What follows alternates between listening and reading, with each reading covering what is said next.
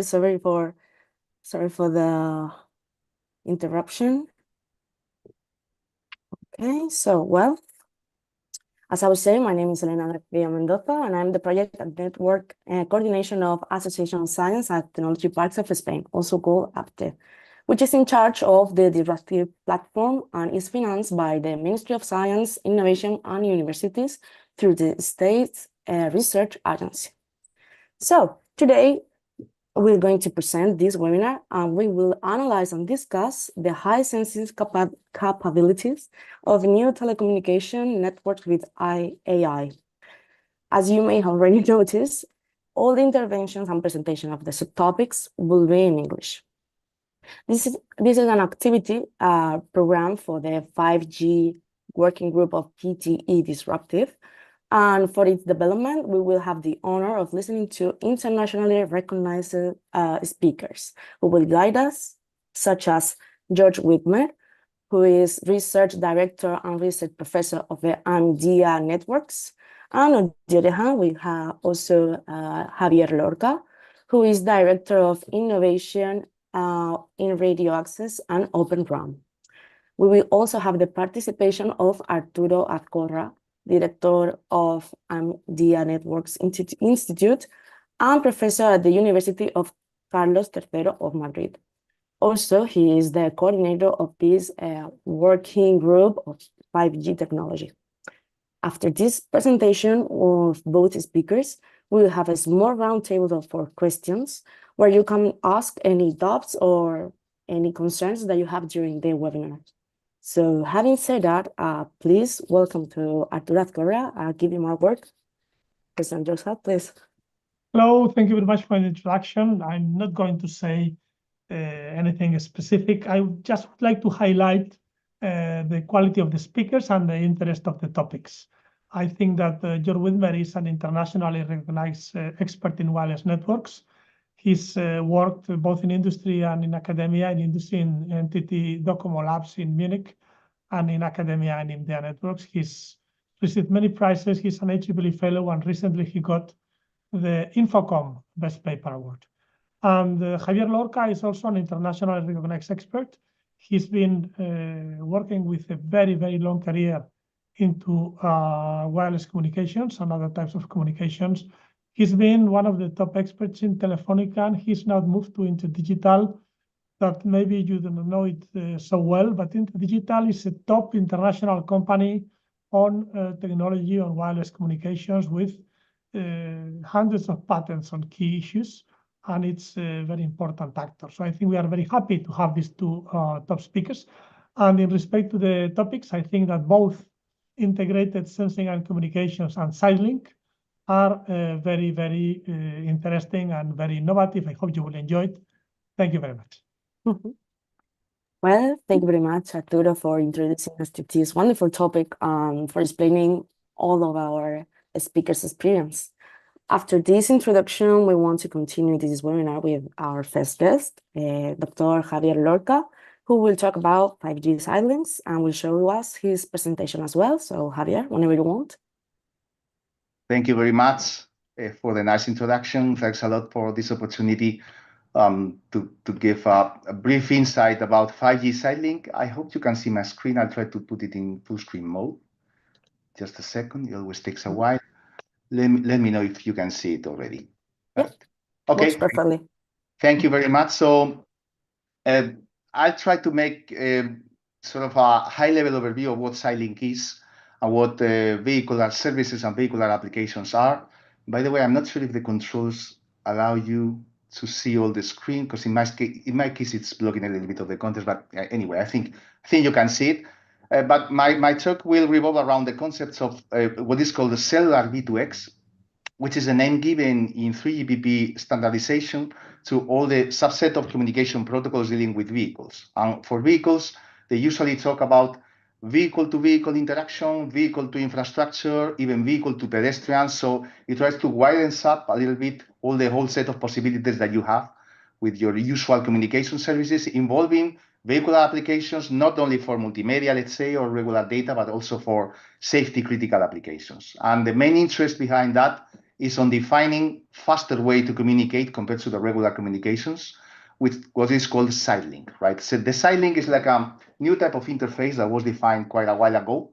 Actually, it was firstly introduced in release 12 in 3GPP for a direct UE to UE communication, so device-to-device communication. That came from what is called the LTE D2D, so direct communication without going through the radio access network, so through the cellular coverage of the base stations, if you like. And it was sort of reused for vehicular applications in release 16 in the second release of 5G, what is called 5G cellular V2X, right? The official name is called PC5, but it has some unique characteristics related to the actual latency that you can have. Of course, the interest in direct communication between vehicles is to allow some critical safety services like, for example, an automatic brake system that responds to some event. In the media, you want to alert another car that you're going to brake, or there's a pedestrian crossing the street, or there's whatever, or the safety critical outcome from anything. So it's a much faster reaction time than you have with a regular transmission through the base stations. Now, it's usually that's why it's called V2X. It's from vehicle to vehicle, vehicle to infrastructure, vehicle to pedestrians. And of course, it conveys its own set of specifications that we will try to cover very briefly in this presentation, right? So directly, just a word of for clarification purposes, because 3GPP deals with the actual physical layer interface and the radio characteristics of this Sidelink, but they are not in charge at all of all the protocols that are required for vehicles. You know that it's actually a mixture and a blend of multiple protocols. If you see on the right, this is the reference architecture for cellular V2X services, as opposed to the usual traditional OC reference model. It has different layers, but more interestingly, only the radio access is dealt with by 3GPP. The upper layers are basically coming from other standards development organizations.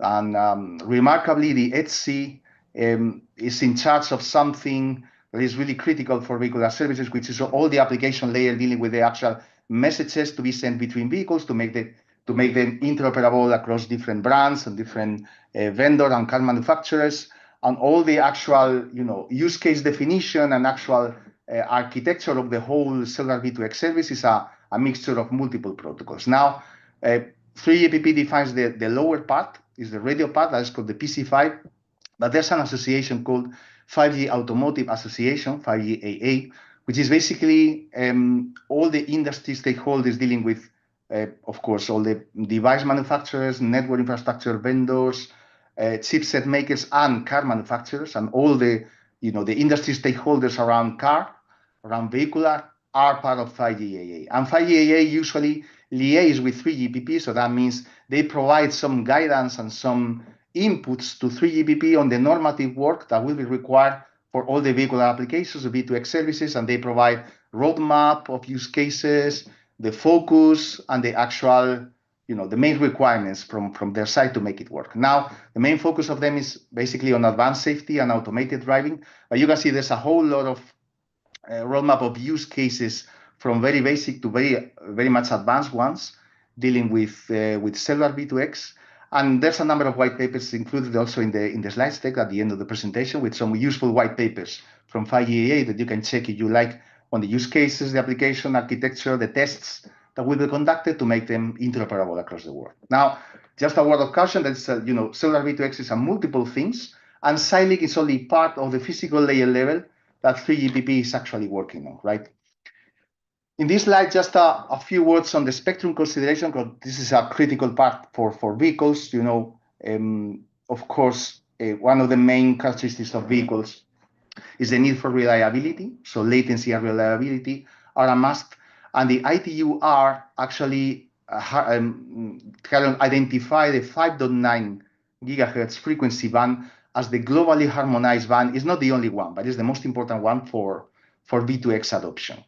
And currently, it's a mixture of bands. Each band has its own name, its own numbering scheme, and some of them are licensed and others are unlicensed, which is a little bit confusing depending on the market you're talking about. You go to Europe, America, Latin America, Asia, they have different regulatory environments, but it's ultimately most of them around the 5.9. So that means there's some certain frequency regions for example, what is called safety-related ITS ban. ITS is Intelligent Transportation Systems. It's basically the name given to all the vehicular applications and services. So there's a subset of this ban for safety applications, let's say critical safety use cases like automatic braking systems and the likes, and other non-safety ones, which are less critical in terms of reliability, also part of 5.9. There's also something on 2.5 gigahertz, if I'm not wrong. There's also something below 1 gigahertz going on, but the most important part by far is going to be on 5.9. And 5.9 gigahertz is not so much about the spectrum needs. I mean, the bandwidth that is required is more about the regulatory conditions and the reliability in the use of that band. So 5GAA, for example, actually had a forecast on how much bandwidth do we need for some safety-related applications, which is surprisingly, I mean, not surprisingly, but can be shocking at first that it's not so much. You know, they're talking about things like 20 megahertz for, basic ITS services, another 40 for advanced ITS use cases. That means 60 megahertz. This is the 60 megahertz actually reserved for this safety-related ITS band. It's no more than that. Then there's another 50 megahertz identified for rural areas. So for affordable deployment costs, they're talking about particularly bands like 700 megahertz for actually widespread coverage in a low band for more open areas and rural areas for these kind of services. And this is the actual main needs as of today for vehicles. Now, in the future, for more advanced capacity services related to vehicles, not only for safety applications, but other multiple uses, they identified at least 500 megahertz more, which is a lot compared to the other part, in the mid-term spectrum, between 1 and 7 gigahertz. So that means quite a lot of spectrum may be used for that, but the most important part is to identify that as exclusive usage of vehicles for licensed spectrum, or if it's unlicensed, the ways to share the medium between the vehicles coming from different operators, different brands, to make them interoperable and to meet the latency and reliability requirements. That's the most important part of the spectrum considerations. And this slide, I won't spend much time on it because it's very much technical details on just for anyone interested that about what the PC5 interface is about. Is basically, as in the rest of NR or LTE specifications, a combination of time domain symbols of some carriers that are reserved for different channels, and they can be multiplexed in time or frequency domains to convey many different information, many different types of information, basically control information, data payload, feedback information, some broadcast control between the vehicles, so anything that is needed to make it work from one vehicle to another vehicle. And again, as we mentioned, is all the targeted bands are around the 5.9 region, frequency region. They have different names, different numbering schemes, just because of the different maybe transmission requirements in each, but they all revolve around the same, 5.9 gigahertz. And this frequency band for PC5 can be different or shared with the one in the regular interface with the base station, which is called UU. That means it does not necessarily require a separate spectrum on its own. It can reuse and share the same band as used for the regular communication with the base station. But of course, it opens up multiple challenges on how to use that, because a direct transmission between a vehicle and a vehicle conveys a lot of challenges, a lot of interference, potential interference to the base stations and to regular UEs, and collisions, and a number of things that may need to be properly defined. And that's what they did in this slide, what they call the transmission modes, which is an interesting concept.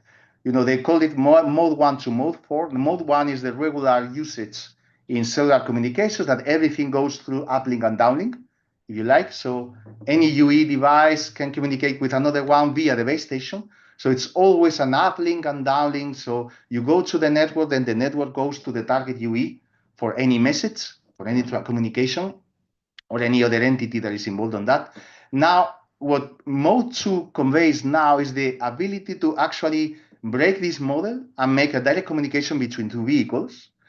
But in this case, so it's called UE autonomous. It's an autonomous selection of the resources by the vehicles, but it's all obeying certain rules that are pre-configured by the network in advance. So that means the vehicles gather the information, the control information, when they are in coverage, but they can later communicate with each other even out of the network coverage by using those resources that are pre-configured and are selected in an autonomous way by the UEs. So that means the UEs are in charge of actually doing the transmission, resolving the conflicts, and any collisions between the messages that may be selected at the same time or frequency as other vehicles that may be around. You have to resolve those things to make it reliable. That's much more complex operation than in mode 1. So I would say most of the studies and the standards revolve around mode 2, in the sense that all these out of coverage working procedures, when you are not under the control of the base station, is much more challenging, right? That's mode 2, and mode 3 and mode 4 are just variations of the other two. Mode 3, you have the direct communications, but always under the control of the base station. So that's an easier operation mode because everything is controlled from the network. And the mode 4 is exclusively between devices, so there's no appearance of the base stations at all. So it's basically UE autonomous and can be inside or outside the coverage of the base station. They don't care. It actually follows their own rules, pre-configured and, of course, specified in the standards. But most of the efforts, I would say, is put into mode 2, which is the one that introduces more challenges for communications. And indeed, in this slide, I'll pass very quickly over them. It's about how to actually select the resources in mode 2 in an autonomous way. This is something that resembles a little bit what happens with Wi-Fi and IEEE 802.11 protocols, in the sense that it conveys a sensing window, and a selection part. So the sensing window is kind of the UE senses the medium and gathers the channel state information to figure out when to transmit and how to transmit, which frequencies in the time domain, the frequency domain. That in the sensing window, and then in the selection window, it actually executes the transmission and listens carefully to any potential collision that might appear with other pairs of vehicles, for example, or other UE devices that may be around. So there's kind of a regular rules predefined on the instance to transmit, when to transmit, how to do it in what is called a resource pool of resources, a set of resources pre-configured by the network, right? As usual, it involves measurements, it involves some control information, and it also involves what is called semi-persistent scheduling. So given that these messages are usually very time critical, instead of doing one by one, if you have multiple messages across a given time, you may do it one in advance and pre-book all the 10 instances in a regular fashion, as on the right is in this figure in the green part. And then you have this semi-persistent scheduling of resources allocated per your decision, right? To transmit several packets or whatever you need to transmit. This is in mode 2. And of course, it's much more involved than this slide. It's just a glimpse of what you can expect from this.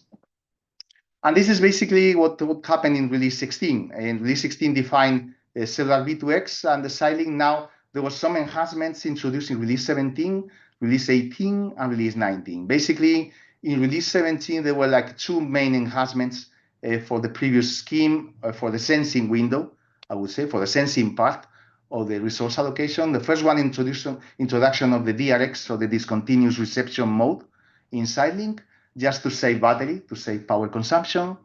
And the second is on how to figure out if the medium is free or not. So how to figure out if the receiver is going to receive my message or not, or maybe there's some conflict or some collision with another one. So how to figure out what's the best resources for it. And they introduce what they call inter-UE coordination, which is basically a means to reduce the chances for collisions. So like, for example, some preferred resources, an indication about that, some conflict resolution indications in case a collision happened with another UE or another vehicle, another device. So this can be very, very involved. And just a word that, of course, all this transmission in an autonomous way has to follow certain nice rules for it to make it work, and not just based on best effort. It has to be with reliability and latency always in mind when it was defined.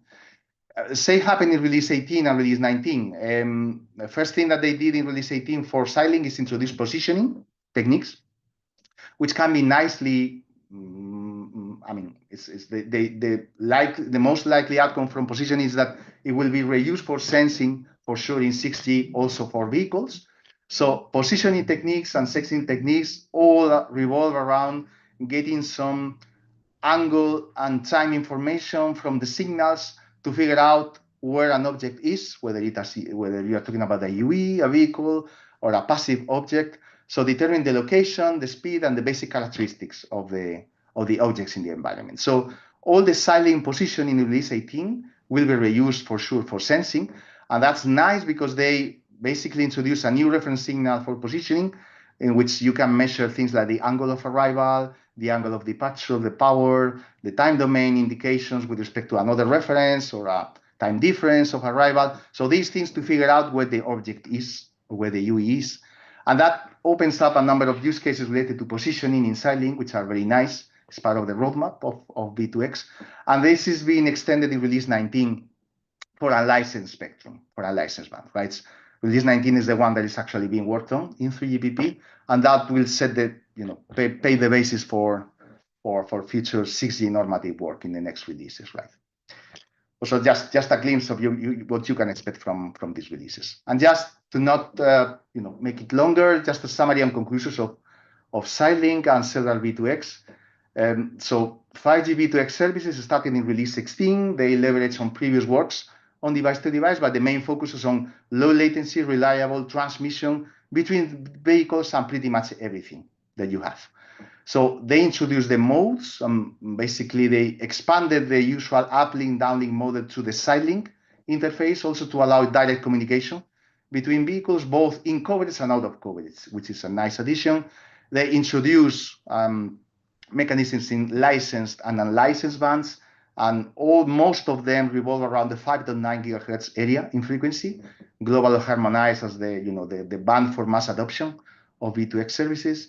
Release 17 introduced some enhancements like DRX to save battery consumption, some UE coordination for better sensing of the reception conditions, but it's basically stemming upon the basis of release 16. Positioning was introduced in release 18 and 19. That will be also reused for sensing in the future. So Sidelink sensing will for sure be a rich field for 6G. And that's the reason why this coupled with other 6G technologies that are to come will open up a number of possibilities for the new services in the next generation, right? And they all started in 5G advanced in a way, but of course, there will be the basis for 6G. And that's all I have. Thank you very much. Well, thank you very much, Javier, for sharing us your vision of the topic. And also, we really want to thank you for preparing such a clear and informative presentation. We help us to light us a little bit about how the Sidelink has come on, how can we take advantage of that.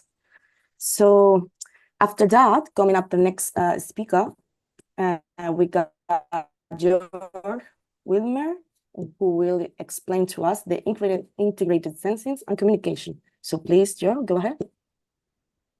Perfect. Thank you very much for the introduction. Let me see if I can share. Okay, the screen should be shared now. I hope you can see it. Yeah, definitely. Excellent. Then let me get started. So I'm Joerg Widmer. I'm a research director at IMDEA Networks, and I'll be talking about integrated sensing and communication. Now, 5G started out with a lot of very challenging promises and scenarios with low latency communication, massive machine type communication to connect billions of devices, network slicing, and so on for all sorts of different use cases. Now, the reality currently looks a little different. Most of what you get from a mobile operator is still just a data connection to your phone or to your laptop. So these use cases haven't quite materialized yet. Now, at the same time, this is something that will take time. So at the moment, we're sort of in the first stages of 5G releases being rolled out. There will be another version of 5G Advanced, coming over the next few years.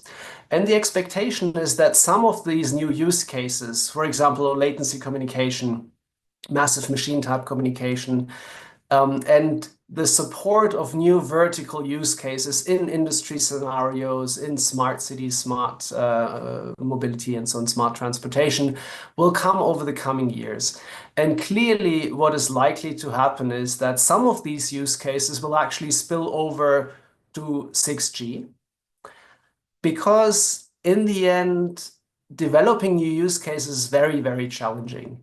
It's not just enough to provide the technology. The technology, of course, has to be there. And a lot of this has already been standardized, but at the same time, you have to have the right business case, right? Sort of, it must be cheap enough to provide that technology for the operator to provide the infrastructure, to actually run the service, the CapEx and the OpEx cost must be in relation to what the users or service consumers are actually willing to pay for that. And I think this is something where a lot of these use cases really need figuring out still, right? And that's also where sort of it took longer than expected for these use cases to materialize. And my expectation is that some of them will be in 5G advanced, some of them will spill over to 6G.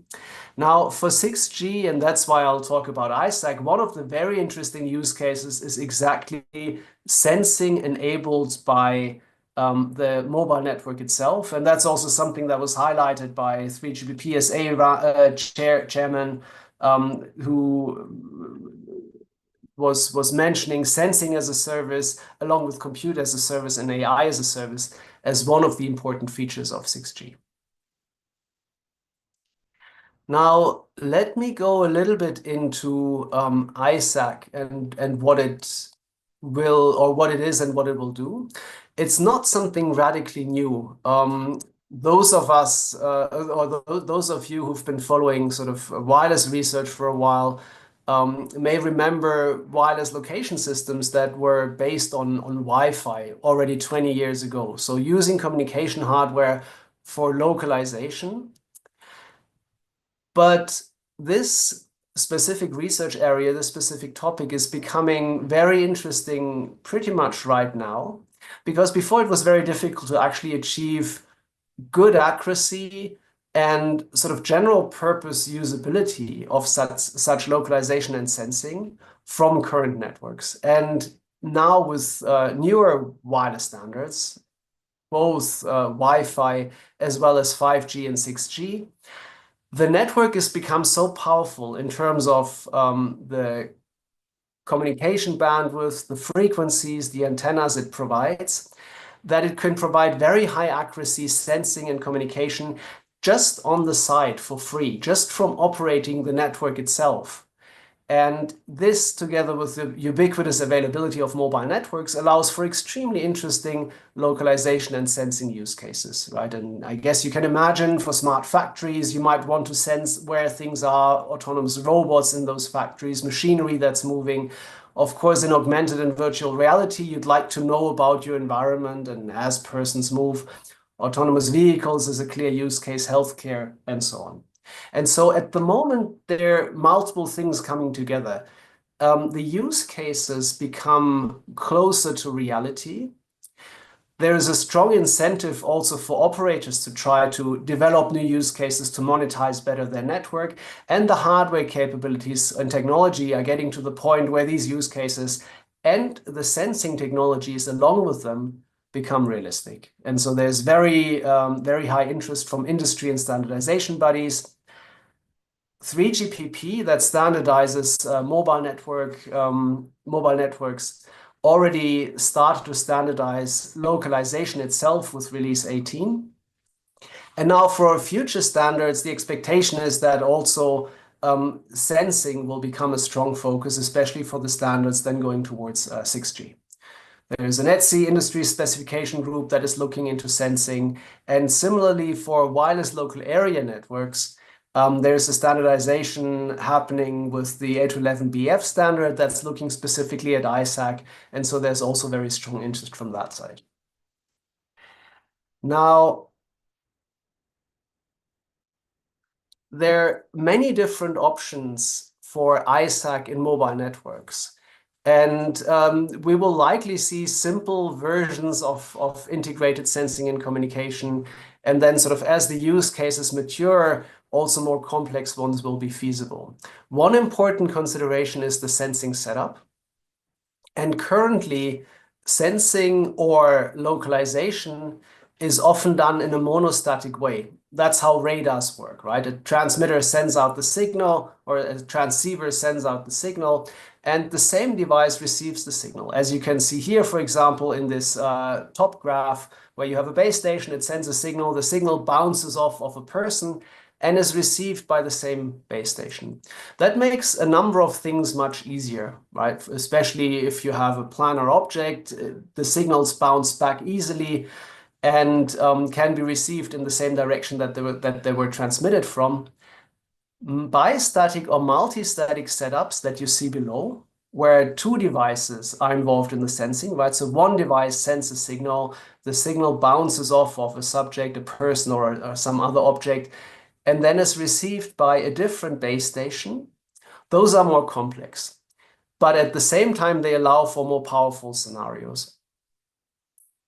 Where to sense is another very important consideration. In the first case, of course, if it's a monostatic setup and instead of having a radar, it would be a base station that sends out a sensing signal and receives it, well, the sensing would obviously be at the base station itself. Now, it could also be between multiple base stations in a multistatic setup, right? So one base station sends a signal, the signal bounces off of objects in the environment, and then is received by another base station. That keeps the operation of the sensing network under the control of the operator, so it's a bit easier to realize. But at the same time, you're giving up on a lot of opportunities for sensing, which you would have if you involve the UEs, the smartphones themselves, right? And so the most complex scenario, but also the most interesting, would be sensing between a base station and the user devices themselves. Because you can imagine, of course, there are way more user devices than base stations in the network. So it provides you with many more sensing opportunities, right? If the base station uses signals sent by the UE to sense the environment, there are many links, many devices active at the same time. And so you see more of the environment. Then a third consideration are the sensing signals. And that's, again, something that's currently being discussed, being researched and looked at, of course, also in the context of standardization. One option here is to reuse the standard channel estimation and the standard communication signals for sensing. That is feasible. And the big advantage is that you don't introduce additional overhead. You just use the signals that are already there for communication in the first place. And the alternative is to save resources, spend resources on dedicated sensing waveforms, right? So you have time resources or frequency resources, and you fill them with waveforms only for the purpose of sensing. The advantage is that then you can choose waveforms that are particularly well suited for sensing rather than for communication. The downside is that you use resources that you could have used for communication for the sensing. So there's a trade-off here. And given that you can already do sensing very well with standard communication signals, I guess that is likely one of the first use cases simply because it has lower overhead. And the last consideration I wanted to mention are the different frequency ranges. And they're very interesting trade-offs depending on at what frequency you operate. Current networks typically operate at FR1, so they're below 6 gigahertz, because those are the ones that are sort of easiest to roll out, easiest to operate. The second frequency range, FR2, that was introduced now for 5G is the millimeter wave frequency range from 24 gigahertz to 71 gigahertz. That is currently being tested in Europe and already actively being used in the US, but not very widely. It hasn't been that successful. Then again, at some point, once you need much higher data rates, the use of millimeter wave networking will likely go up significantly. And these frequency signals are also very useful for sensing. And then lastly, we have FR3, the upper mid-band, which is sort of the newest frequency range that's being considered. That is not fully standardized yet. You don't yet have devices or deployments that operate in the FR3 band, but it fills the gap between sub-6 gigahertz and millimeter wave and has very interesting capabilities in terms of trade-off between the bandwidth it offers and the coverage it offers. It's right in the sweet spot between those two bands. And similarly for sensing, that frequency range is very interesting.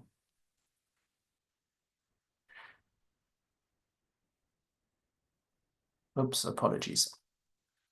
Now, why I was talking about frequency is because the frequency typically is related to the bandwidth. The higher the frequency, the higher the bandwidth you typically have available. Current sub-6 gigahertz networks often operate with 20 megahertz channels. You might have multiple of those, so maybe you have 40 megahertz or 100 megahertz. And that directly translates into location accuracy, right? So if you only have a standard LTE or a standard 5G channel of 20 megahertz, you have several meters of location accuracy, because the bandwidth of the signal is directly related to the time resolution. And the way you measure distance is very often by, well, you send a signal, you see when it arrives, and how accurately you can see when it arrives depends on the bandwidth. Now, with millimeter wave systems, you have much, much higher bandwidth. For example, Wi-Fi millimeter wave standards even have up to 2 gigahertz of bandwidth, and that gives you ranging accuracy of several centimeters. So for localization, that's extremely interesting. Now, the other important development that we see is we see higher order MIMO with these new communication standards. And the more antennas you have, for example, for MIMO, the better the angle information that you have, right? And the way this works is typically, well, you have a signal arriving at multiple antennas. And depending on from which angle the signal is sent, it takes a little bit longer to arrive at one antenna than at the other antenna. You can compare those signals, look at the phase difference between those signals, and that gives you the angle. And the more antennas you have, the more accurately you can measure the angle. So as you have higher order MIMO and wider bands, the accuracy with which you can do localization increases. And this is something where FR1, FR2, FR3 nicely complement one another. So typically, as you go up from FR1 to FR3 to FR2, as you go up in frequency, the available bandwidth increases, and also the antennas get smaller, so you can have more antenna elements in a single array. And so the sensing accuracy increases. At the same time, the range and the propagation decreases, and you have better coverage at lower frequencies. And so that's why these systems nicely complement one another. Now, for active localization, all you require is the direct line of sight path between two devices, right? So you measure the time it takes for the signal to arrive, you measure the angle at which the signal arrives, and that tells you where a device is located. Where it gets much more interesting and challenging is multipath decomposition. A signal doesn't just propagate via the line of sight path, the direct path between two devices, but in the example that you see here on the slide, you have a UE, a client, that sends a signal to a base station, and sort of it partly propagates through a wall that sits on the path between the UE and the base station, but it also bounces off of another wall higher up. It bounces off of a person that's walking here, and you actually receive 3 different copies of the signal at the base station. And now, if you can actually decompose the multipath, if you can actually separate those 3 different signals or 3 different copies of the signal that arrive, that tells you a lot about the environment. It tells you that there's a wall up here. It tells you that there's a person down at the bottom. And with this, you can actually sense the environment. And millimeter wave is particularly suitable for that. As I mentioned before, the higher the frequency, typically the more bandwidth you have available. And millimeter wave was used to provide multi-gigabit data rates per user and very narrow beams, very highly directional communication, but exactly these same properties also enable highly accurate localization. Now, one example that you can do with this, if you're able to do multipath decomposition well enough, is simultaneous localization and mapping, right? So you can think of a factory environment, you have a smart robot or something else or just a user that's walking around in the environment. And what you do is you look where these reflections are coming from, right? So again, you have a reflection like this orange path here that bounces off of a wall. The base station takes a look at where this reflection is coming from, and with that information can estimate where the walls are. And those reflection points are the black crosses that you see here. As the user moves around, you see more and more of those appearing. And if the user moves around in the environment for long enough, as you see in the right graph, you have a pretty good idea where the walls are. Not from everywhere, right? Sort of from some corner, you never see a reflection. And for that reason, you don't know exactly what that corner looks like. But even just with what you see here, you could easily draw sort of a reasonably accurate floor plan for such an environment. And that helps a lot, for example, for robot navigation indoors, right? The robot figures out where the walls are without having to have a dedicated system for that, but just from the communication signals that it observes. And in the same way, you can figure out where a mobile device is, right? That reflection doesn't have to be a static reflection from a wall, right? It could also be a reflection from a robot that moves around. And so you can track assets or track persons as they move through the environment. The only thing is that you have to have enough links, enough devices participating in the sensing so that there's a high probability of actually seeing that device. Actually seeing that object that you want to sense, right? And here in this example that we tested, we deployed multiple access points in a room, multiple base stations, and multiple devices. And now the question is, how often do you see a reflection off of this robot that is moving along? And it turns out that here you need 4 access point to station links on average so that you always see this robot moving. If you have fewer, then there are parts where you just don't observe, parts of this trajectory where you don't observe the robot at all.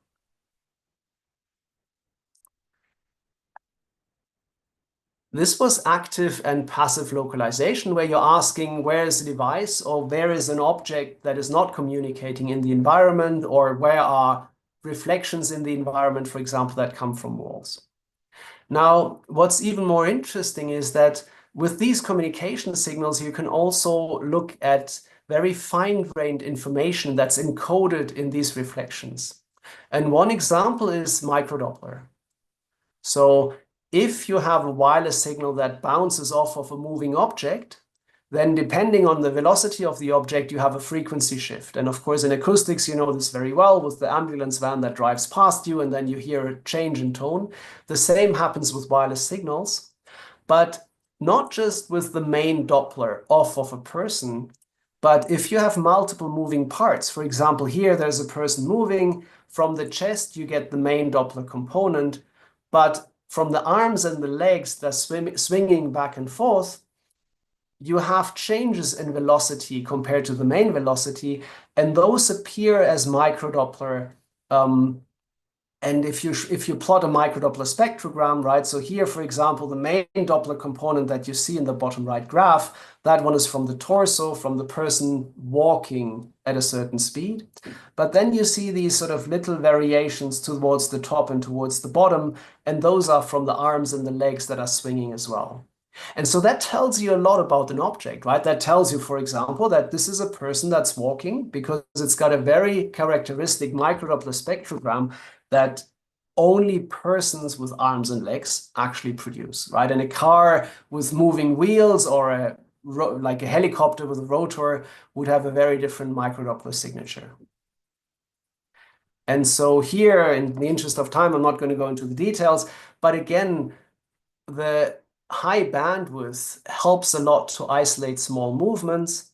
You can have this as a monostatic or multistatic design, right? Either from a single base station or between multiple base stations, or even a base station and a user device. You can track the objects in the environment. For example, you track where a person is located. And then you have very fine-grained measurement once you track the person to extract microdoppler through a sequence of signals sent in the direction of that person. And then with these microdoppler diagrams that you can extract, you can do machine learning-based activity recognition and even person identification. We built such a system, so you have these microdoppler diagrams that you get for different activities, and then with machine learning, you detect whether a person is walking or running or sitting or waving hands or standing. And then if a person is walking, the gait is actually very characteristic for a specific person, so you can even identify which person it is that is currently walking. And so it's surprising how accurately you can sense the environment, right? We had with this simple system that is really just sort of a communication system that we repurpose for sensing, you get decimeter level location accuracy of the different persons in the environment. With 90% accuracy, you can tell what activity they're carrying out. And with 90% accuracy, you can tell which person it actually is. And now that is something that is a very interesting opportunity for mobile operators, right? Sort of no network is as densely and globally deployed as mobile networks. So what you can sense with a mobile network in terms of the environment, well, no other system can provide that at that scale. It inherently provides a multi-static sensor mesh with extremely good coverage. And as you've seen on the previous slides, you can sense a lot, especially once millimeter wave networks become ubiquitous, you can sense a lot about what's going on in the environment. What are the objects that are moving around? What are these objects actually doing, and so on. And of course, you can imagine at the same time, there are a lot of privacy and security challenges because this is potentially extremely sensitive information at the same time, right? So what a mobile operator should be able to sense and how that data can be used, right? That's a very important aspect for regulation. And then there are some other points where from the technical side, how to do this sensing is reasonably well understood. But of course, you have to also integrate that into a mobile network. And potentially this involves very high volumes of data where currently the mobile network is designed to handle communication traffic. Once all this sensing traffic comes as well, it's a very good question how to modify and adapt the architecture to deal with that traffic and allow for the processing of that traffic with machine learning algorithms that are sitting, for example, on the edge or on the cloud. So with this, let me conclude. Thank you very much. And of course, I'd be happy to take any questions later on. Well, thank you very much, Joerg, for giving us such an insight to interactive sensing and communication. It's such a really detailed and clear way. Once these points have been discussed, we will move on to our round of questions. This is your time for asking any kind of questions or doubts that you may have during these interventions and during this whole webinar. And if you guys want to as well, share your point of view with the topic. So any volunteers here? Come on, don't be shy. If you feel more comfortable typing down on the chat, we can comment it out loud. We can do it without no problem. We just want you to express and participate no matter how. So come on. Who's going to be the brave here? Well, if no one wants to start, I'd be happy to start with a question for Javier. Oh, definitely. But as soon as anyone else has a question, I'll... This is highly endogamic. It is. I'm just stepping in since so far, at least I don't see any other questions. I was wondering, this Sidelink or D2D has been around for a while and it hasn't really happened in sort of 3G and 4G. And there is always this big question, sort of, why do you need the 5G network for this? And will it ever happen? So do you see it more likely now with 5G or maybe then even later at 6G that such Sidelink communication really becomes sort of a good business case? Or will it sort of follow the, well, unfortunately unsuccessful efforts in previous mobile standards where it never sort of got traction? Yeah. Thank you for your question. It's actually a very good question. The answer, unfortunately, is not purely technical. I mean, if it was about technical points, we could probably foresee what's going to happen in terms of the complexity or not. So most likely, it's not about the complexity of the interface, to be honest with you. So the Sidelink, the direct communication, it has a number of challenges, but it's reasonably well understood and specified. What I think is probably going to be among the toughest challenges in vehicle applications is imagine that you have, for example, you have a side link between two vehicles, and this is out of the specs, but more about the real world operation. You have a car A and car B, and there's some kind of complicated maneuver that you want to warn car A from car A to car B about something happening on the road, for example. And now it happens that the two vehicles are from different operators, right? So the side link interface can be very fast, but except if you actually allow some very direct communication in the core network as well. So basically some edge computing, facilities built for the sake of vehicle applications alone, or other things that actually fasten and speed up the reaction time from car A to car B. Otherwise, it will need to traverse all the core network, So the actual feasibility in terms of business case, when it comes to different cars with different SIM cards for different operators, and these kind of things is going to be very tough in terms of technical terms. I mean, in terms of the latency required to meet a critical safety application, but also in terms of the liability. If it comes that any accident happens or an incident as a result of that, and it has the car A and car B with vehicular services, who's going to be liable for that? Is it the network operator? Is it the car manufacturer? Is it the infrastructure owner? It's actually a tough point. So probably that's going to be the key point to solve to make it feasible. If that happens, I'm pretty sure that on technical terms, it will not be much more complex than other things. But that's my personal, view. Well, if that was crystal clear. Oh, here comes a question from Maria. How will Reglamento de Ciberresiliencia and Cybersecurity a design play at this stage? Have you... Yeah, is that a question for Joerg or for Javier, Maria? I guess it's for Javier. Yeah, that's also among the tough points in terms of cybersecurity to prevent any fraudulent access to the car manufacturer, to the car systems when it comes to this Sidelink interface where there's no network operation in place, which is usually, aim for securing everything is in place.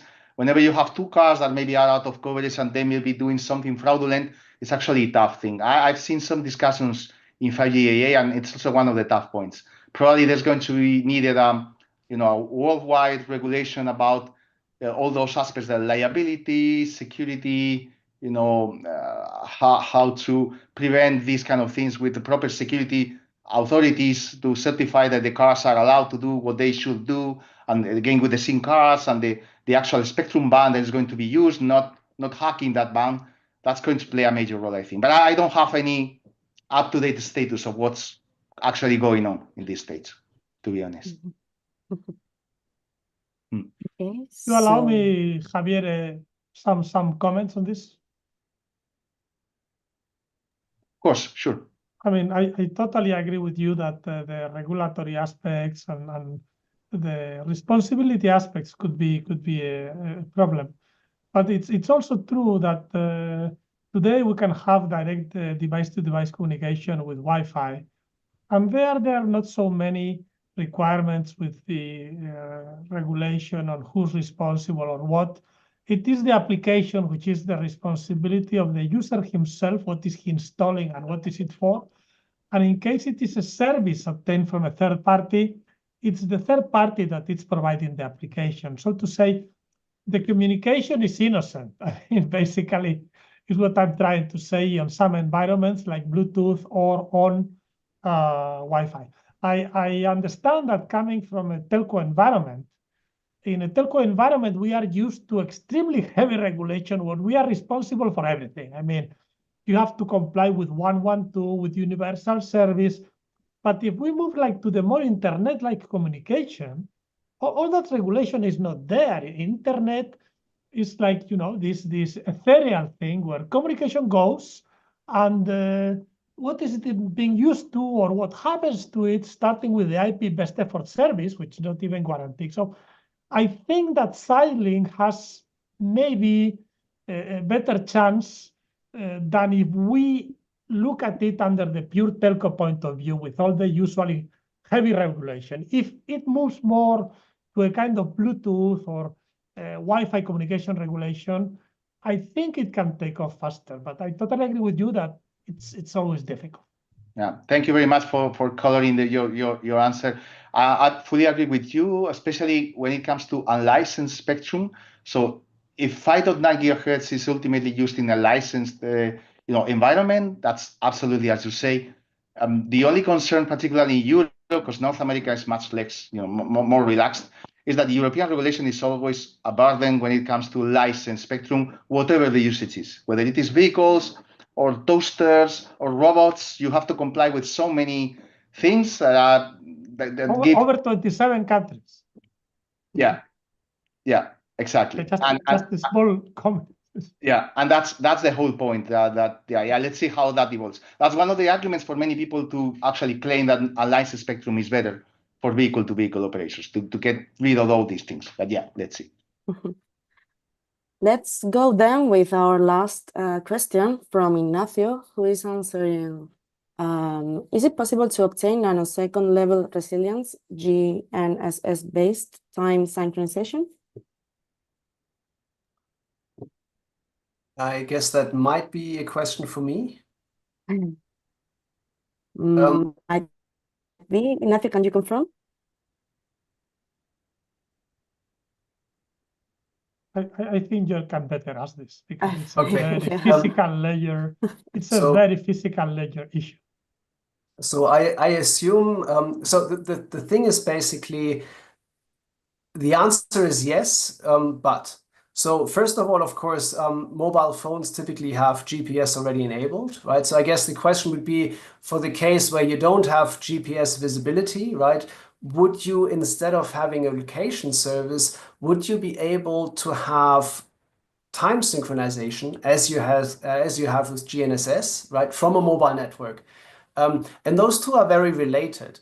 So if you want decimeter level localization, then you need nanosecond level synchronization to measure those signals, right? Sort of 30 centimeters corresponds to 1 nanosecond. So the answer is yes, but only from the location perspective. Now then the network itself, of course, also has to be accurate enough in terms of the synchronization between a UE and a base station, which currently is not at the nanosecond level. And so the thing is basically it's something where the network could provide that. And if you have location services that already operate at the centimeter level, the capabilities to provide that would already be there.